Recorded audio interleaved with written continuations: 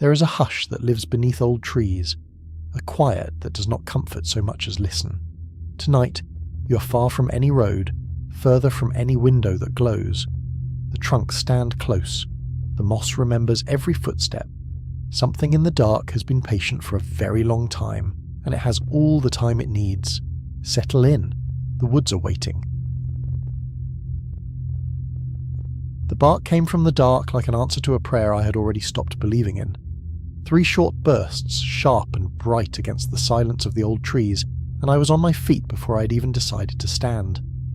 Rex. That was his sound. His specific sound. The one he made when he had been lost and then found me again. That particular cadence he had never varied in 6 years, not once. I cupped my hands around my mouth and called his name into the black wall of forest beyond the fire. The echo came back wrong, swallowed too quickly by the canopy overhead, by the density of ancient wood pressing in from every direction. These trees were old enough that they had their own silence, a weighted, attentive silence, the kind that made you feel observed. I listened. Rex barked again, same pattern, same frequency, closer now, or at least it seemed closer. I took 2 steps toward the tree line and called again, hearing the relief cracking open in my own voice like something I could not control. Then it stopped. Not a trailing off, not the soft diminishment of a dog turning his head away or dropping his nose to the ground. It stopped the way a sound stops when the source of it simply ceases to exist. A cut, a splice, the middle of the 3rd bark gone and then nothing in its place. I stood at the edge of the firelight with my sneakers at the border where the orange glow surrendered to absolute dark, and I called his name again, quieter this time, as though some part of me already understood that volume would not help. The fire popped behind me. I sat back down slowly. Rex had never stopped a found bark early. Not once in 6 years.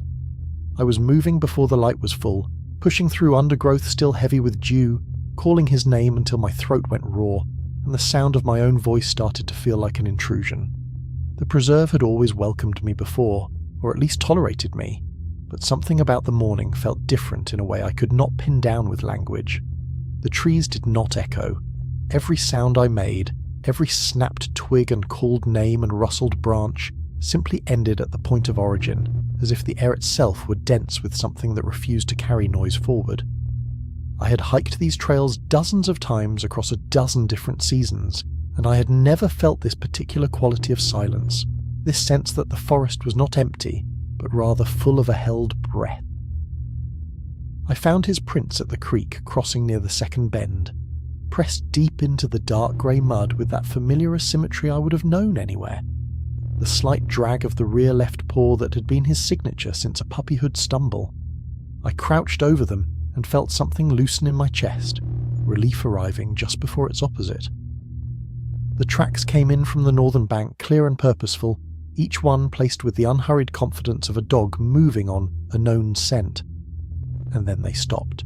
Not at the bank, not at a rock or a root.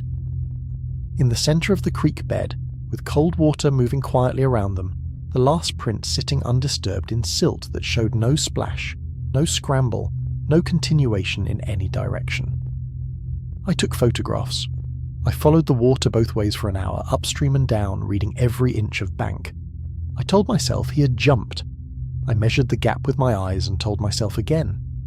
By the second afternoon I had made camp farther in than I meant to, the compass bearing promising a return distance that the trail refused to honour.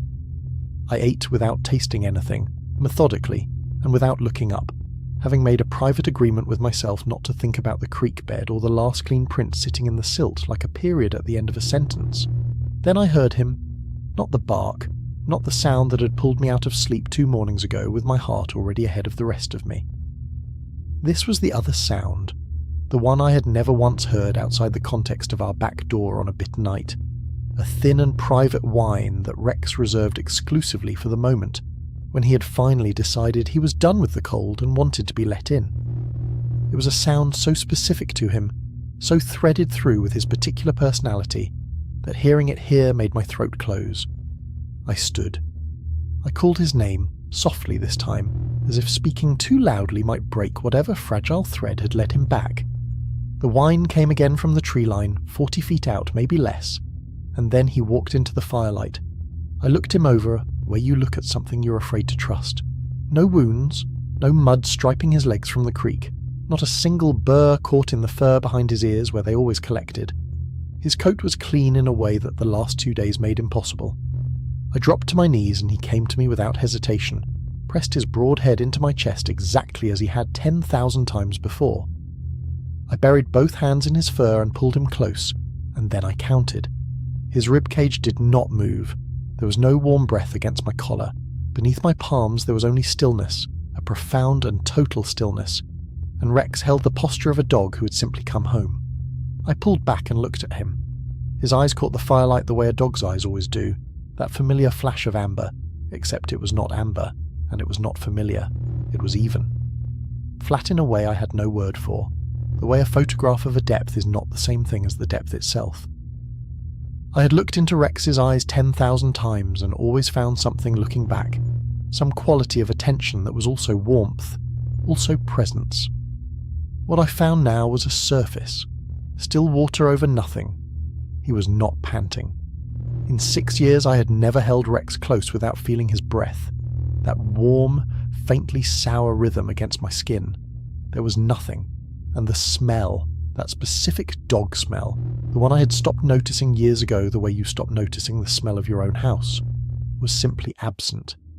He carried no scent at all, not mud, not animal, not forest.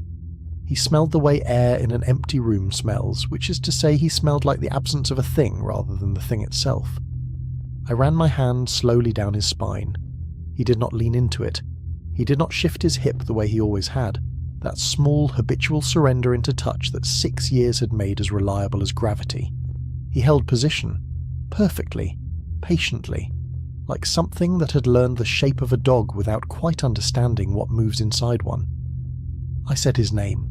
The ears moved, both of them together, a half second after they should have, and with a precision that had nothing reflexive in it. I took my hands away. He went on watching me. Across the low fire, in the intervals between blinks, patient as a clock, he did not look away. I did not sleep. I could not have slept. I built the fire higher than any fire needs to be and put my back against the nearest tree, and I watched him watch me. He sat on the far side of the flames with that new stillness of his, that total architectural stillness, and the firelight moved across his face in orange and shadow, but nothing in his face moved with it. Just the eyes. Those flat, even eyes tracking me with a patience that had nothing animal in it. Hours passed. The forest made its noises around us, the small nocturnal rustlings, the distant conversations of wind in high branches, and Rex made none of them. He simply persisted, the way a stone persists, the way dark water persists, and I held my knees to my chest and breathed and did not look away, because looking away felt like the wrong answer to a question I could not yet name. Around 3 a.m. he stood. No stretching, no shake of the coat, no gathering of himself the way a dog gathers itself. He simply transitioned from still to upright and walked toward the edge of the firelight. At the boundary between the glow and the dark, he stopped. He turned his head back and looked at me. I've tried since to find a word for what I saw in that look, and I have not found one. It was not hunger. It was not threat. It was the look of something measuring the distance between what it wanted and what it was willing to wait for. Something that had already performed the calculation and found the answer entirely satisfactory. Then it walked into the trees and the dark took it, and there was no sound, not one sound. I sat until the canopy went grey. Then I began to break camp, slowly, deliberately, with hands that shook so badly I dropped the same buckle 3 times. I did not run. Something cold and certain at the base of my skull told me that running was the only thing left that could make this worse. I walked due west with the compass cupped in both hands, watching the needle like it was the only honest thing left in the forest. The light came slowly, grey, bleeding into pale gold between the trees, and I did not call his name. I did not look back more than I had to. 20 minutes in, the whine found me. It came from the left, 20 feet into the undergrowth, threading through the brush with a pitch that was almost right. Almost. I stopped walking and it stopped too, and the silence after it was the kind of silence that listens. Then it came again, and I heard what was wrong with it. It wavered in the centre, lost its shape, the way a signal loses its shape when the source does not fully understand what it is generating. Not a tired dog. Something auditioning the sound of a tired dog, reading from notation it had only partially memorized. I pressed my thumbnail into my palm until the pain was sharp and clean and real, and I kept walking. It followed me parallel to the trail, 20 feet off, never closer and never farther, patient and metronomic, the way water follows a groove. Every few minutes it tried something new from whatever catalogue it had assembled. The bark Rex used when he found something in the yard, the short high yip he made at strangers, the low private moan he only produced when he was hurting badly and did not want to make a fuss of it. Each sound was slightly too even, too geometrically precise, as if something had studied the original and reproduced it without understanding that living things are never perfectly symmetrical in their grief or their joy or their pain. I walked faster. It adjusted without effort. The parking lot appeared through the thinning trees like a held breath finally released, gravel and grey morning light, and the solid, ordinary shape of my truck exactly where I had left it. I did not run. I covered the last 50 yards at the same measured pace I had kept through the whole of that terrible walk, and I did not look left, and I did not look right, and I got in, pulled the door shut and turned the key. The engine caught and the heater fan came on, and both of those sounds were the most beautiful sounds I had ever heard in my life. I put the truck in reverse. I stopped. At the edge of the lot, at the exact place where the gravel surrendered to root and shadow, and the old trees closed ranks behind it, Rex was sitting. Thin in the way an animal gets thin when it has been burning itself to stay alive. Muddy to the chest. One ear torn and dried dark at the edge. He was looking at me the way he looked at me when a storm was coming and he wanted to be told it would be all right. I sat with my hand on the gear shift and I looked at him, and he looked at me and neither of us moved. He blinked. Slow and heavy, the way he always did when he was too tired to keep his eyes wide. I thought about the whine in the trees, the almost right pitch of it, the way something had moved through the dark beside me, reading from a catalogue it did not fully understand. I put the truck in drive. The shape at the tree line watched me go. I watched it back in the rearview mirror until the road bent and the trees swallowed the last of the light and I could not see anything at all. I never went back. The not knowing is the price. I pay it every day. The smell hit him halfway up the ladder and his hand froze on the top rung. It was not the smell he expected. Deer blinds in November always smelled the same to him. Cold plywood, old rain, the faint chemical ghost of the coffee thermos he had spilled 2 seasons ago. This was different. This was warm. Not sun warm, because the sun had barely cleared the tree line and the little box was still deep in blue shadow. This was the warmth that lives inside a coat when you take it off. The warmth of a room somebody has just walked out of. He held there, chest against the lip of the hatch, breathing shallow. The air inside the blind pressed down on his face like a held exhale. Under the warmth was something else, a faint sourness, the private smell of skin and hair and sleep. He pushed his head the rest of the way through. His wool blanket was on the bench.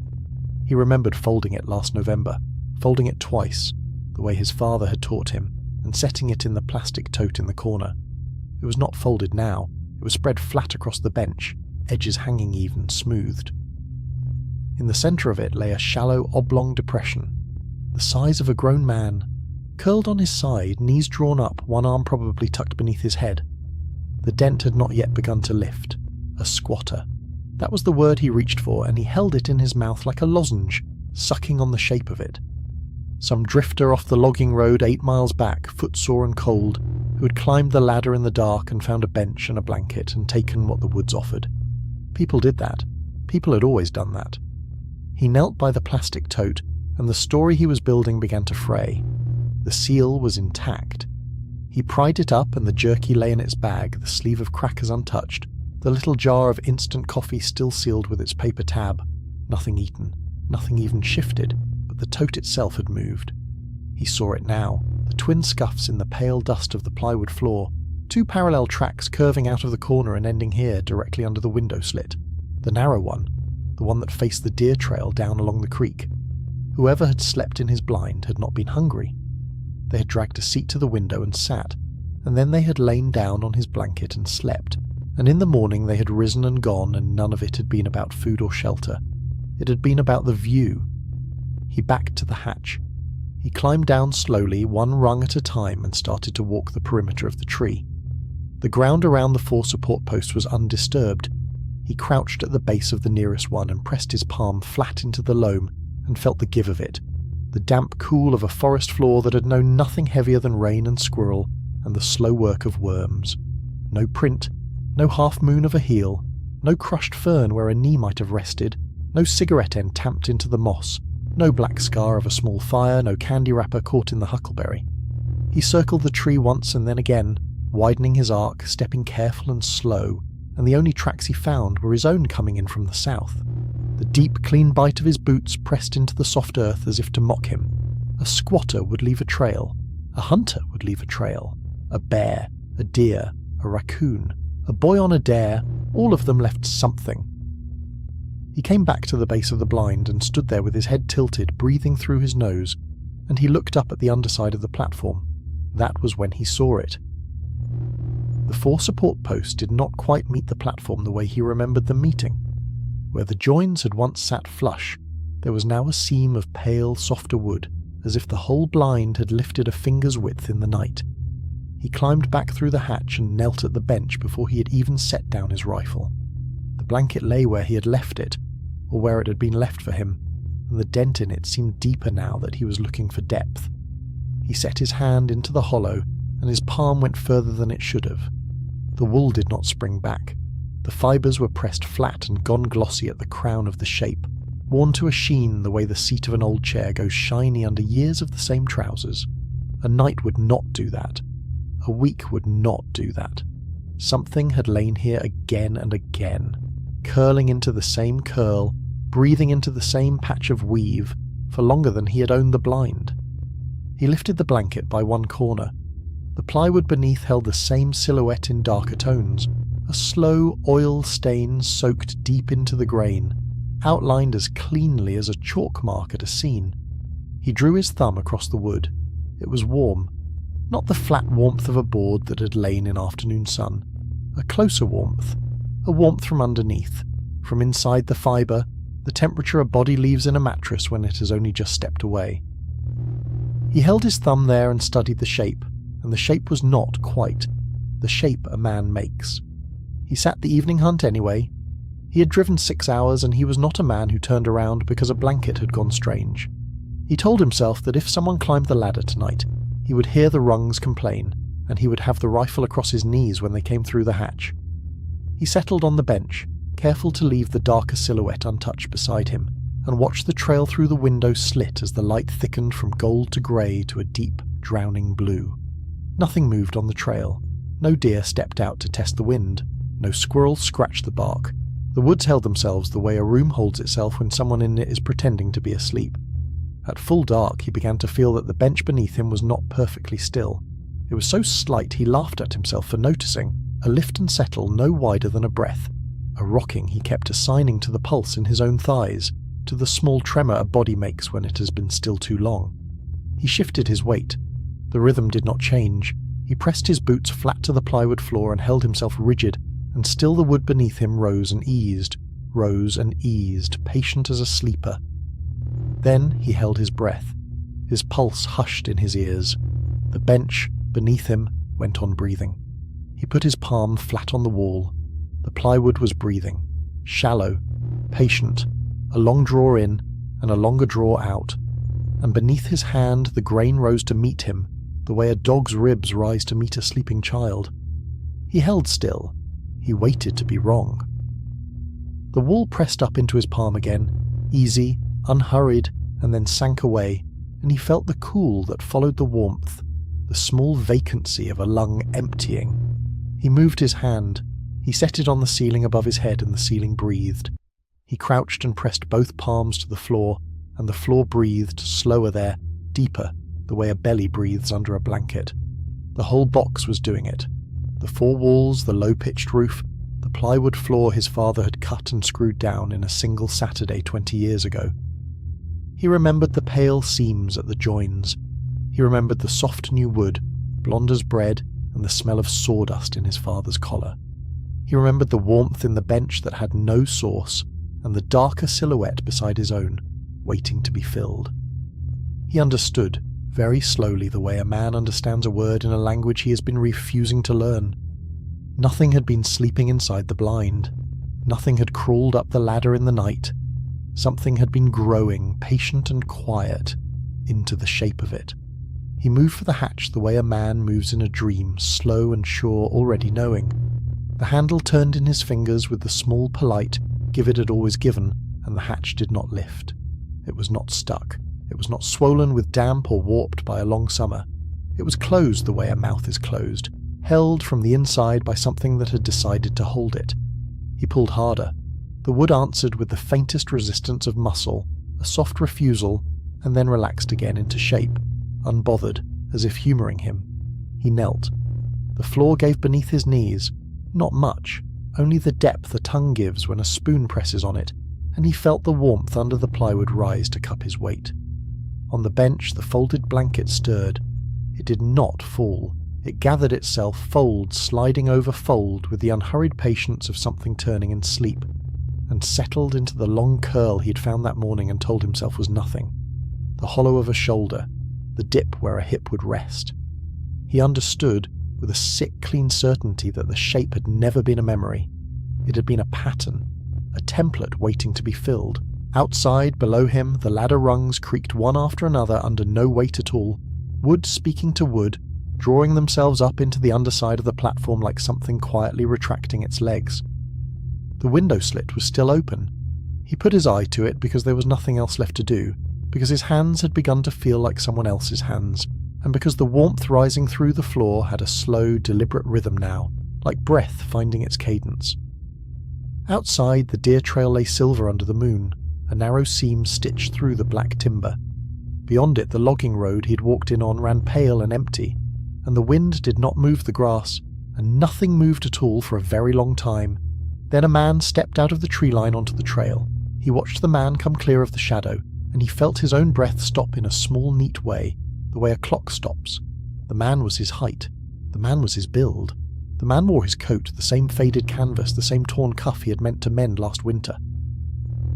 The man walked out into the moonlight and turned his face up toward the blind, directly at the slit, directly at him, and lifted one hand in a small familiar wave, the way his father used to wave from the truck when he was a boy. Then the man started toward the ladder, unhurried, at home, and the blind around him began, very gently, to warm, the way a bed warms beneath a body that has just lain down. The woman's eyes were fine. That was the thing Callum kept coming back to as he stood at the gate with his flashlight angled at her face, checking her pupils the way he had been trained to do, reactive, symmetric, tracking his pen when he moved it left and right. Everything the manual said to look for, present and accounted for, and still the sound came out of her, low and continuous, like a wire humming inside a wall. He asked her name. She gave it without hesitation. He asked if she knew where she was, and she told him the name of the park and the trail and the lot where she had left her Subaru. And all the while the hum continued underneath her words, not interrupting them, not competing with them, simply running alongside everything she said like a second voice that did not know it was speaking. When he asked her to stop, she tilted her head, just slightly, the way a person does when they have been asked to do something that does not quite translate, and she said she was not doing anything, and he believed she believed that. She signed the incident form with steady hands. The pen moved in clean, practiced loops. The hum did not waver. Her husband pulled in at 6:42. She walked toward the headlights without being told, and Callum watched the taillights shrink down the access road and listened. He stood there long past the point where he should have gone back inside. The sound carried further than it had any right to in the still morning air, thinner now, almost gentle, and then it was gone. He stood in the silence it left behind and did not feel relieved. The permits came out of the filing drawer soft with humidity, the paper gone slightly limp the way everything did by late August in the valley. Callum spread them on the table and looked at the names. Margaret Solis, David Prewett. He had taken their statements separately, one in the morning and one in the afternoon, and he had kept them apart the way he had been trained to do, with any incident where the details had not yet settled into fact. It had not mattered. The details were identical. He got the topo map down from the shelf and unrolled it across the wall with his forearms, pinning the corners with whatever was close. Coffee mug, radio. The bear spray canister he kept meaning to put away. He traced the two routes with his finger, the colours of the elevation lines bleeding together where the contours tightened toward the ridge, and there it was. Harrow Flat. A pale smear at the end of a trail the Park Service had stopped maintaining in 2009, marked on the map with a dashed line the way they marked things that were technically still there but no longer recommended. He had never been out that way. There had never been a reason. The younger of the two, Priwet, had pressed his palm flat against his own throat while he was talking, not to stop the sound, but just to feel it, the way you press your hand to a wall when you hear something moving inside it. He had looked down at his own hand with an expression that was not quite alarm and not quite wonder, and was somehow worse than either. He said he had sat down at Harrow Flat to rest his feet. He said the ground there was soft and very quiet, and that he had not wanted to leave. He reached Harrow Flat a little before noon. It was not what he'd expected, though he could not have said what he'd expected. A wide depression in the earth, lower than the surrounding forest by perhaps 10 feet, the way a dinner plate sits below the rim of a bowl. Pale sedge grass covered most of it, the kind that grew where the soil stayed wet beneath the surface, and at the centre was a pool of standing water gone the colour of old tea. Dead birch trees ringed the clearing, their white bark stripped to grey, their branches bare and interlocking overhead like the fingers of two hands pressed together. Nothing moved. No wind reached down here. The grass did not stir. He stood at the edge for a moment before he understood what was wrong, and then he understood. There was no sound. Not the diminished distant sound of a forest that had gone cautious. No sound at all, no insects, no birds, no branch settling, no water moving through the pool at the centre. The silence had weight to it. It pressed lightly against his eardrums the way altitude sometimes did. He sat on a fallen birch at the clearing's edge and ate half a sandwich and wrote 4 lines in his notebook, and told himself he was being methodical. He stayed 20 minutes. He did not want to stay longer, and he did not examine that feeling closely. On the trail back, he played the recorder with one earbud in. He heard himself chewing, heard the scratch of his pen, heard his own breathing, slow and even, and underneath it, threaded through all of it like a seam in fabric you only see when the light hits at a certain angle, the tone, low and steady and patient, present for the entire 20 minutes he had sat there. He stopped walking. He pulled the earbud out and listened to the forest around him, which was full of ordinary sound, jays and creek water and wind in the high branches. He started the recorder again. The tone was still on the tape. He put the device in his breast pocket and told himself it was interference, some frequency the old hardware picked up near standing water, and he kept walking, and he did not play it again until he was back at the truck with the doors locked and the engine running. A week passed. Callum called Renata's number from the ranger station, standing at the window with his back to the room, watching the tree line go dark in the late afternoon. Her husband answered. His name was Paul. Callum had spoken to him once before, briefly, in the parking lot the day they brought Renata down from the trail. He had seemed then like a man who kept himself very controlled. He did not sound controlled now. He said Renata was fine. He said the word in a way that meant he was no longer sure what the word meant. The humming had not stopped. Not during meals, not during conversation, not at 3 in the morning when Paul lay awake listening to it move through the dark beside him, low and continuous and utterly without effort, the way a machine hums when it is simply running, when running is all it knows how to do. He said he had started hearing it in rooms she was not in. Not loudly, just a residue, a presence in the walls, the way a smell lingers in a room long after its source has been removed. Then his voice dropped, and something in the register of it made Callum pull out the chair behind him and sit down without looking for it. Paul said he had caught himself doing it too, just a few seconds at a time, just when the house went very quiet. He said it felt like breathing. He said it felt like filling something that had always been hollow inside him, something he had never noticed until something came along that fitted exactly. Callum thanked him and hung up. He sat with the 5 incident reports spread across the desk and read the emergency contact fields one by one, and each name on each page had already been sleeping under the same roof as the frequency for days. Callum went back. He told himself it was protocol, documentation, a second sight assessment with fresh eyes and a functioning recorder. He told himself these things the whole drive out, and by the time he parked and crossed the meadow toward Harrow Flat, the telling had worn thin enough to see through. The standing water was exactly where the topographic map said it would be. A shallow basin, maybe 12 feet across, dark and perfectly still at the centre of the clearing. The grass around it moved in long, slow waves as the wind came through, bending and recovering, bending and recovering. The surface did not move at all, not a ripple, not a tremor. He stood at the edge of it, and looked down, and saw the sky in it, and the sky in it was motionless. He crouched. He leaned forward over the dark water with his hands braced on his knees. He did not hear it so much as receive it. A low, even pressure that gathered behind his sternum and stayed there, resonant and patient, the way a tuning fork holds its note long after the strike. It did not come from any direction. It came from below, from the ground beneath the water, from wherever the water ended and the earth began. The same tone, the same unbroken, effortless frequency that had filled his recorder and then filled Paul's throat in the dark of a house 300 miles away. He pulled back. He stood. He walked to the tree line and put his back against a birch and opened his field notebook and wrote for an hour without stopping, recording everything he had observed, everything he had felt, keeping the language careful and the sentences plain. He was halfway back to the station before he noticed his hand. He pulled over without thinking and looked down at the last 2 pages. The words were right. The handwriting was his, but when he tilted the notebook toward the window light, he could see it, pressed into every line like a second text written beneath the first, a groove running at perfectly even intervals through the paper, too consistent for breathing, too regular for any unconscious fidgeting, the spacing identical from the first sentence to the last. Something had worked through his hand without asking. Something had kept its own time while he kept his. He closed the notebook and set it on the passenger seat and did not open it again. Aldermore was 12 miles from the trailhead, and it looked like every small town looks at the wrong hour. Half awake, half something else. The diner sign buzzing in the grey afternoon light with one letter darker than the rest.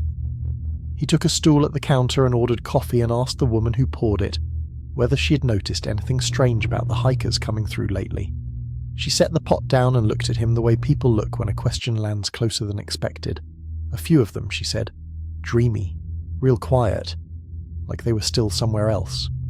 He nodded and she kept talking, and he listened, but his attention had shifted to the kitchen window and the cook moving behind it. The man was working steadily, cracking eggs with the unhurried rhythm of someone who had done it 10,000 times, turning the pan, setting it down, and humming. Callum watched him and felt the back of his throat close. He asked the woman if she could hear that. She stopped mid-sentence. Hear what? She said. He pointed at the cook and she tilted her head toward the window and waited and then shook it slowly. She did not hear anything. He understood then that he did not hear it either. Not exactly. Not with his ears. He felt it the way you feel the lowest register of an organ through the soles of your shoes, through the wood of the floor, through whatever is solid between you and the source. It was sitting in his chest again. Patient. Resident. He paid for the coffee and walked to his truck and sat with both hands on the wheel and tried to find the first moment it had begun, tried to locate the exact point of entry, and there was nothing. No beginning, only the middle, and the middle was now, and the middle had always been now. He drove back toward the station and stopped at the gas pumps on the edge of town because the needle was low, and because stopping felt like something a normal person would do, and he needed very badly to be a normal person. He got out and started the pump and stood with his back against the truck and counted the other people there, the way you count exits in a room. A man at the opposite pump watching the numbers climb, a teenager with a push broom working the lot in slow arcs, the attendant behind the glass, half visible through the reflections. 60 seconds. None of them hummed, none of them tilted, none of them looked at him with that particular quality of attention that he had come to recognize the way you recognize the smell of a storm before the sky changes. He exhaled, and the air that left him felt like it had been inside for a long time. Then the man at the other pump looked over. Just his head, just a few degrees, just that small cooperative angle, and Callum felt the tone kick up in his sternum like a second heartbeat. The teenager stopped sweeping. Not gradually, not with a natural trailing off of interrupted motion, but all at once, mid-stroke, the way a clock stops. The attendant behind the glass went still, not frightened, not alarmed, waiting, like an instrument waiting for its cue. Callum got in the truck and pulled out of the lot and turned on the radio, and the voices came through fine and the music came through fine, and underneath all of it, woven through every frequency, was the tone. He turned the volume up. It was still there. He turned it off entirely. Still there. He sat with that for a mile before the rest of it arrived. The understanding. Not that the tone had followed him. That it had never needed to. That it was not following anything anymore. It was already where it was going. And tonight he would go home. And the people who lived near him would go home. And none of them would know what they were carrying.